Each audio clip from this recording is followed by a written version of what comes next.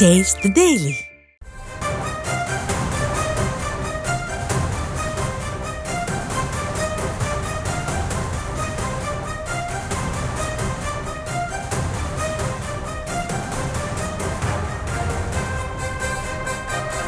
தற்போதைய அண்மை தகவலை பார்த்து கொண்டிருக்கிறோம். தமிழக மாணவர்களுக்கான ரூபாயை பறித்து வேறு மாநிலங்களுக்கு ஒதுக்கி மத்திய அரசு அநீதி இழைத்ததாக தமிழக முதலமைச்சர் மு.க.ஸ்டாலின் தெரிவித்திருந்த நிலையில் தமிழகத்திற்கான நிதியை மற்ற மாநிலங்களுக்கு திருப்பி அனுப்பியதாக வெளியான செய்தி பொய்யை பரப்புவதாக அண்ணாமலை தமிழக முதலமைச்சர் மு.க.ஸ்டாலினுக்கு கேள்வியை முன்வைத்திருக்கிறார். அது குறித்தான அண்மை செய்தியை பார்த்து கொண்டிருக்கிறோம். விவரங்களை நம்முடைய செய்தியாளர் லதா வழங்க நாம் கேட்கலாம். லதா, அண்ணாமலை தெரிவித்திருக்கக்கூடிய விஷயங்கள் என்னென்ன? வணக்கம்.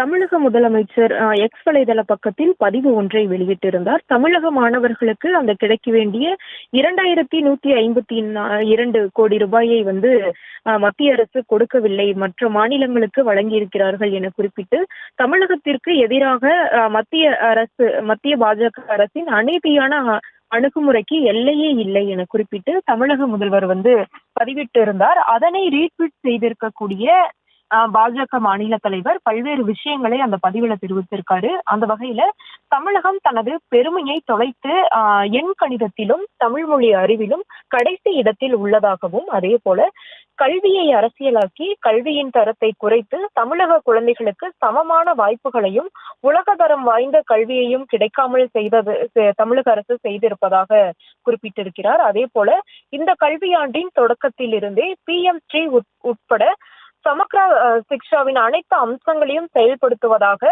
கடந்த ஆண்டு மார்ச் மாதம் தமிழக அரசு உறுதியளித்தது. இந்த உறுதிமொழியை நீங்கள் நிறைவேற்றினீர்களா என முதலமைச்சரை நோக்கி கேள்வியையும் எழுப்பியிருக்கிறார். மேலும் செயல்படுத்தாத ஒரு திட்டத்திற்கு மத்திய அரசு எவ்வாறு நிதி வழங்கும் என்று எதிர்பார்க்கிறீர்கள் என்ற கேள்வியையும் முன்வைத்திருக்கிறார். சமக்ரா சிக்ஷாவின் திட்டத்தின் கீழ் மாநிலங்களுக்கு சமீபத்தில் வழங்கப்பட்ட நிதி அறிக்கையின்படி 36 மாநிலங்கள் யூனியன் பிரதேசங்களுக்கு இன்னும் 2024-25 ஆண்டிற்கான ஒதுக்கீடு நிதி விடுவிக்கப்படவில்லை என்றும், அப்படி இருக்கையில் தமிழகத்திற்கு ஒதுக்கப்பட்ட நிதி மற்ற மாநிலங்களுக்கு திருப்பி விடப்படுகிறது என்ற பொய்யை பரப்புவதாகவும் அந்த பதிவில் தெரிவித்திருக்காரு. தற்போது விவரங்களுக்கு நன்றி லதா.